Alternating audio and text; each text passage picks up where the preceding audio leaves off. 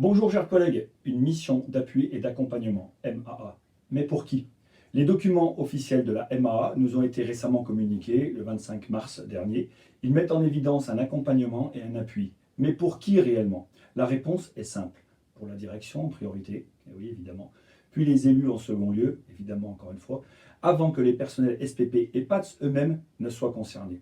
Plutôt qu'une analyse approfondie de la situation, nous avons eu une justification des décisions déjà prises sans réelle prise en compte des alertes des agents sur le terrain et dans les services.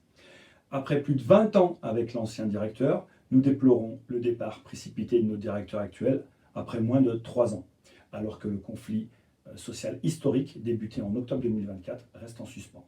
Ce départ risque d'entraîner un retard concernant la reprise complète des travaux avec une éventuelle future direction. C'est pourquoi nos interlocuteurs sont et resteront les élus du SDMIS. En 1, une priorité donnée à la gestion budgétaire, pas aux conditions de travail. C'est ça la MAA. Pas un mot sur la charge de travail, pas un mot sur les conditions d'exercice ou l'impact des décisions sur les personnels. Pas un mot non plus à propos des multiples maintiens durant la grève des agents bien au-delà des limites réglementaires. La priorité était donnée à la gestion budgétaire, au tableau Excel, aux coûts rationalisés, blablabla. Mais où est l'analyse des conditions de travail? Où est la prise en compte réelle des difficultés quotidiennes? En 2, une vraie analyse aurait posé les bonnes questions. Dans 5 ans, sachez-le, plus de 50% des sapeurs-pompiers du SDMIS auront plus de 50 ans. Comment anticiper cette réalité? Comment éviter une explosion des arrêts, des départs et des déficits d'effectifs? Quelles solutions pour améliorer l'attractivité du métier et assurer la relève? Ce dernier point d'ailleurs reste une véritable interrogation. Et c'est là le savoir-faire de nos autorités dans la présentation de ce dossier repose sur la manière dont sont présentés les chiffres. Ils sont habiles. Pour garantir une analyse honnête, il faudrait adopter la méthode de la Cour des comptes, vous connaissez, utiliser systématiquement les mêmes périodes de référence et préciser clairement les critères d'évaluation. Sur les salaires par exemple, ce qui compte réellement, c'est le montant net perçu en fin de mois, en bas à droite, le fameux en bas à droite. Il faut donc considérer l'ensemble des rémunérations des SDIS lorsqu'on les compare au SDMIS, y compris les avantages, logements, et ceux avant la départementalisation, les primes de feu, responsabilité, spécialité, NBI, IHTS, préprogrammé, IAT, IFTS, etc.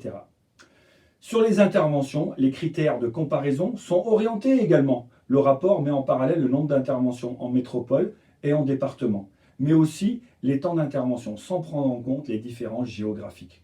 Par exemple, concrètement, un transport vers l'hôpital Saint-Joseph depuis la caserne Lyon-Corneille ou Rochat ne peut pas être comparé à un transport vers l'hôpital Nord-Ouest depuis l'Arbrel.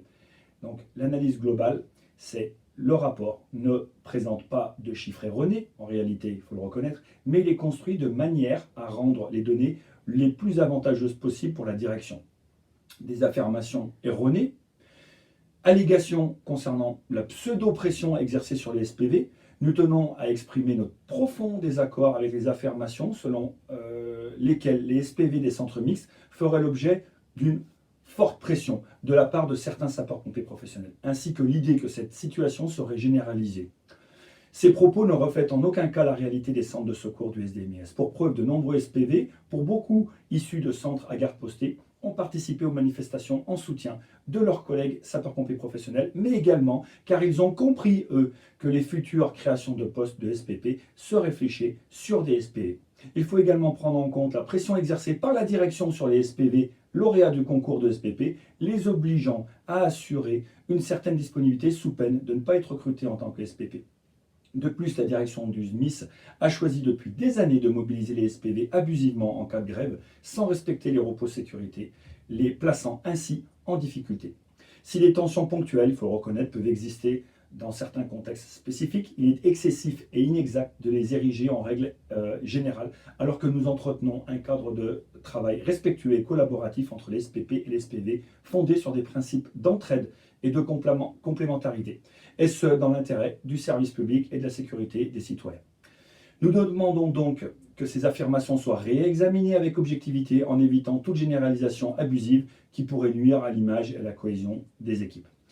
Un démenti formel concernant les recrutements en CDD. Nous dénonçons ici fermement l'affirmation selon laquelle les recrutements par CDD auraient été proposés. Cette déclaration qui émane exclusivement de la direction et des autorités et de certaines organisations syndicales ne reflète en rien la réalité de nos échanges. Dans le cadre du dialogue social, différentes idées et options ont pu être évoquées, y compris les plus improbables, dans un esprit de réflexion ouverte. Il est essentiel de préciser que la notion de recrutement en CDD n'a jamais été une proposition officielle.